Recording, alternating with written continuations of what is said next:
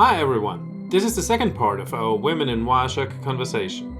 If you have not listened to part 1 yet, go check it out.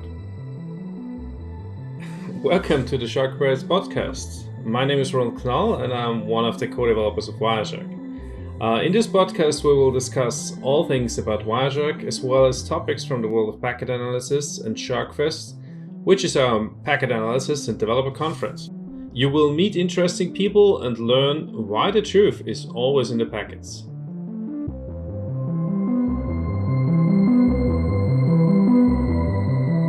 Sasha, I so appreciate what you're saying that this you feel lifted, you feel pushed, you come out of SharkFest with this whole lot of energy and this whole lot of fascination, satisfaction of this positive energy about meeting your family again after a year. This is basically what we call it internally. This is our family gathering. So Sasha, after you've been to SharkFest, what was your takeaway? What was the aftermath of your visit to SharkFest? Well, not only did I, of course, get more familiar with the program, but I actually felt more familiar with the protocols and drilling down deep into really seeing what goes on. And when I was on the plane flying back to Nashville, I couldn't stop thinking about all of the things that I learned. I couldn't stop looking at my notes. So the takeaways were many. I felt like I was still immersed in the atmosphere of learning. And it made me want to learn even more about Wireshark and really get into practicing it and using it in my studies, but also on my own. I'd love to get good at it, Yeah. I would really love where to are the get good at it. vulnerabilities in specific protocols? Yeah. How do they interrelate? What depends on, which ones depend on which ones exactly? Mm-hmm. Yeah. Yeah. Because so that's how you can see how they can be taken advantage of. Oh, yeah. To the better you understand them. Yeah. Yeah. Okay, so speaking of airplanes, I've got to ask. I've been dying to ask this, and I waited until this moment. So, Sasha, how did you feel when you found out that Ross Bagurtis was so kind and stepped forward and said, "Hi, let me pick up their travel"? I was floored. I was dancing. I was so... it was like somebody said that they're give me $1 million. I couldn't believe it. What a generous offer and gesture to do that. We were spoiled as scholarship recipients. I have to tell you that. Spoiled. Everywhere you turn, someone was handing you a gift or making you feel so special and important. You are important. There was not a time you were ever feeling like you were inferior. Like, this could be intimidating going to something like this, but that gesture of the paying for the travel and accommodations are unbelievable. Yeah. Yeah. He's amazing. So Thanks, I had Ross. not barely tweeted that. And Ross had me on the phone. He's like, "What can I do too?" So he said, "I could sponsor and have one more. We could have 3, what can I do?" And so we were like bouncing ideas off back and forth. And I was like, probably they're going to need travel because both of them are coming to SharkFest, because that was one of the things that kind of raised you up at just a smidge, was that you wanted to attend in person because not everybody was able to, and everything. Yeah. And I said, it is a scholarship because it's a need-based scholarship. Oh, I yeah. said, I bet you they'll need travel. And he's like, "Oh, I could do that." I'm like, "Yeah, I know." And also he also spoke at Wireshark and was teaching. And oh yeah, he's a great a great teacher. Yeah. And what I love too is the follow-up. He wanted us to make sure that he knew that we were there. He was there for us even after. Call me anytime. Here, check out my network classes online. Here's a gratis opportunity to check out the network class. And it was so wonderful. Yeah. He's top notch. Yeah. You all are top notch. Yeah. And then Chris came in and Chris is like, "Well, I could let him go to my class for free too." Cause it was funny because I'm sitting there thinking, okay, so they're going to come to my class for free. So I ponied up for that. And then Sherry ponied up. For those people who do not know, Sherry is the one who actually runs SharkFest now. So the Wireshark Foundation is coming forward with, tickets to the conference as part of the scholarship. But there's going to be that one day in between. And I'm like, what are they going to do for that day? And Chris just reached out and said to both Sherry and I, he's like, they could come to my class for free too. And I'm like, yay. Yeah. So it was like a perfect, okay, we got him covered for the whole week, man. This is awesome. It was. I thought that was great. And that's what was so great. We started out with basics and really getting familiar with all of the different, how the program was organized, where the tools were, and so forth in the beginning, and using those tools well, filtering and color rules and so on. And then by the time we were able to do the launch of the other section of Wireshark, where everyone was coming in, you had that basic foundation. So it made it even better. You really were able to truly understand what was going on, because you had a solid foundation that both you and Chris gave to us. And that was awesome. Otherwise, if you just dived right in, it would be like, what? Yeah, you'd be playing catch up in your brain and trying to, it would be tough to listen and try and play around with Wireshark while you're trying to receive the information. But that was a great foundation, your class and Chris's class. It was great. Yeah.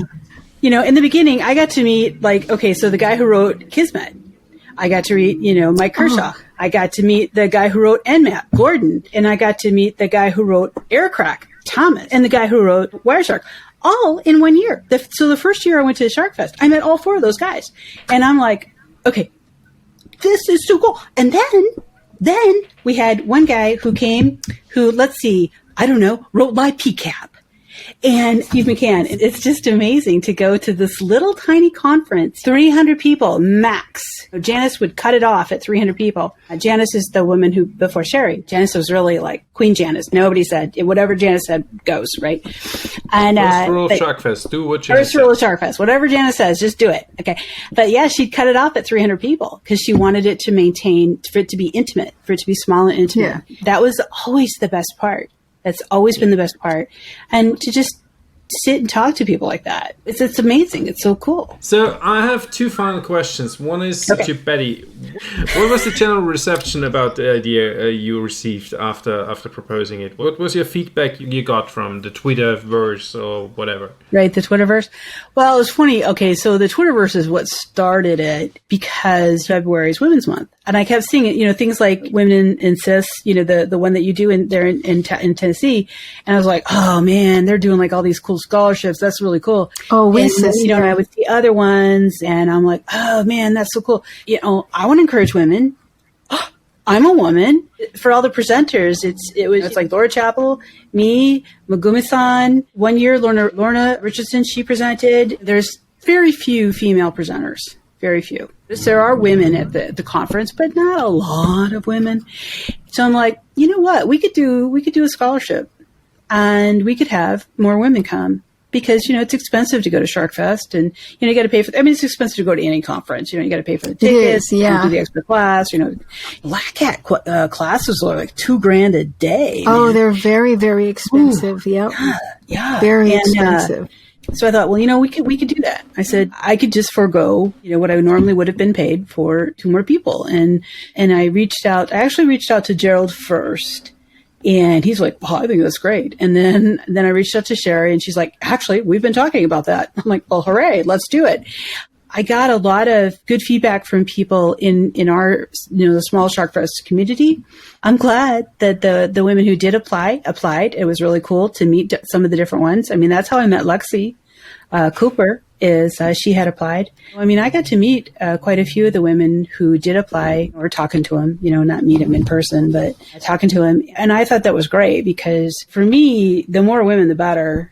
We think differently. We troubleshoot differently. We approach security differently. Mm-hmm. I think the diversity of that thought pattern is very critical. It's just like any other part of the population that's underserved or underrepresented. By having people be able to come who couldn't have come otherwise just brings more value to the table. Organizations out there like Women in Cybersecurity and a few others, they're so accommodating when people want to provide scholarships to the field of women in cybersecurity. So it's really cool.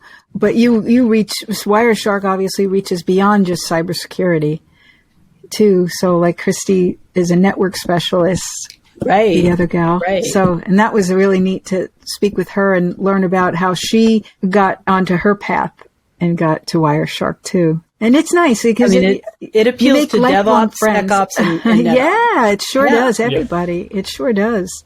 But it's even if you go to classes like Jeff Carroll, IPv6. Yes. Yeah. I love Jeff. Jeff is awesome. I basically slapped you, Sasha, to that class, and I was like, go to that class. You're gonna learn something. It's not all IPv6. Just write that address and stuff like that. And you think, what can you learn in 1.5 hours about IPv6 that I can't read on the Wikipedia page? Yeah. But he actually wrote that stuff. Yeah. So he helped write the next version of the book from Ed Tittle, and he collaborated with Ed to get all of the new stuff. And so the big book became even bigger. Yeah. That was what was another interesting aspect of Wireshark.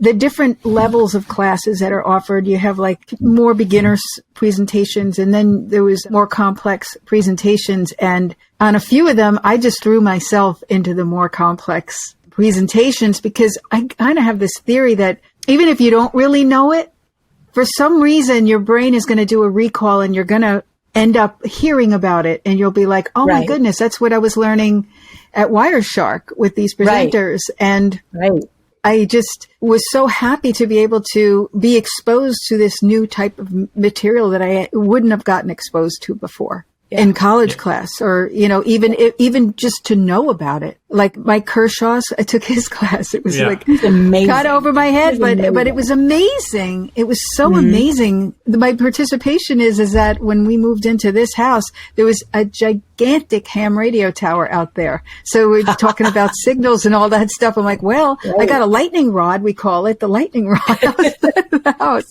that goes, it's gigantic. It looks like it's for a real big radio station out there. We just left it because it's kind of interesting to drive down the driveway and see this giant radio tower. You always know which driveway is yours. Yeah, exactly. We should. Yeah. So it was interesting to speak about analyzing signals that I would never think about that. Yeah. So one of the hidden secrets about SharkFest is the fact that there is no agenda whatsoever from the organization point of view. We hit up the people we want to show up as presenters and ask them, do you want to do a talk? We never set any topics. We never say, you have to talk about that area or whatever. It's pretty much up to the presenters. And there are talks which are not for that many people. I had a talk in front of 4 people. And I did an XCAP talk in front of 60 people with power because there was a power outage. But that's a different story. Right. Yeah. And you're just what was fun is when they had the mystery hunt that we had to do. It was after dinner. We all got together and did a mystery hunt, and we were all at tables. And it was like, whoever's at your table, find a group and do. And I was with Megumi-san, her and I, and a couple of other guys. And it was funny because we were the ones who were solving the mystery puzzle. Oh, yeah. And the fellas were standing around watching us drinking beer. And it was funny because we had a bit of a language barrier because she speaks Japanese, but she speaks English too. Her English is much better than she thinks. Yes. Yeah. And it was funny because I'd be like, maybe it's this. And I'm a newbie. And I'm like, maybe it's this. She goes, please, and I'm like, please what? I don't know what to do. So she taught me things, and it was so fun. She taught me stuff right on the fly, looking for this and this little mystery treasure hunt thing. We just laughed and laughed, and I learned from that mystery treasure hunt stuff a whole bunch of things. Megumi-san, she is wonderful. Is solely responsible for a large user base in Japan because she completely translated. She translates Wireshark into Japanese. She's the one who does that. Incredible. She completely translated. She is. And it's so fascinating because she's one of the coolest people at that conference. Mm-hmm. She is. Yes. I took her class, again, immersing myself in something I was really not ready for because I'm still a new user of Wireshark. But I learned. I learned. Yeah. I learned from her. She was giving some amazing things that, again, opened up my mind to the power of Wireshark. Yeah. And how it just blew my mind how people use it. Okay, so that was quite an enjoyable time I had with you two. Yeah. We talked quite a lot about SharkFest, about Wireshark in general, about cybersecurity. We covered stuff in industrial automation as well as a bunch of other things. For a very first podcast, I think we really went quite strong there. Any final wisdoms you want to participate with the group to share with us? Hey, can I go? Yeah. Yes. Please. Okay. A bit of wisdom I'd like to share is definitely go to SharkFest. Definitely apply for the Women in Wireshark scholarship. It'll change your life and you'll be so happy that you did, and you'll have a brand new family. That's what I'd like to say. Especially if you are in Europe. If you're already in Europe, you can go to Portugal. You can go to Portugal, for heaven's sakes.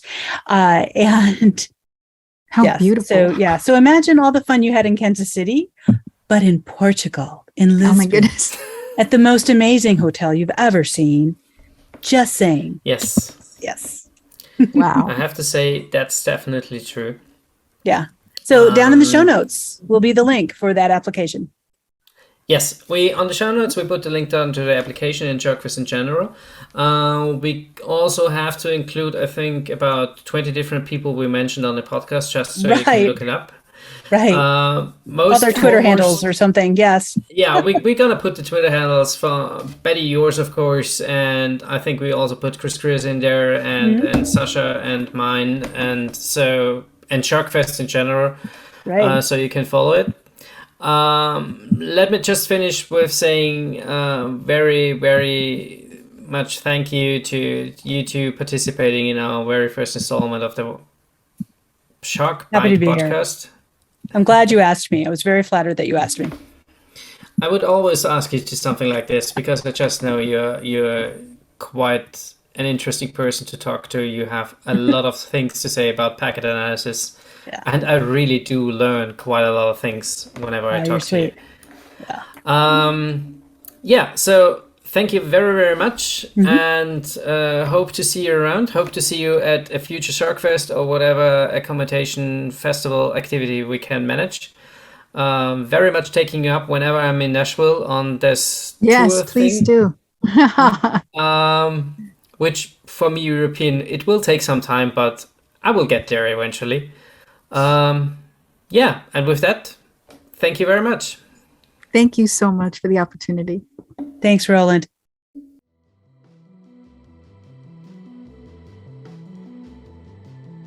Thank you for listening to this installment of the SharkBytes Podcast. If you want to stay informed about upcoming episodes, please subscribe to our podcast on YouTube or your podcasting platform of choice. My name is Roland Knall. See you next time.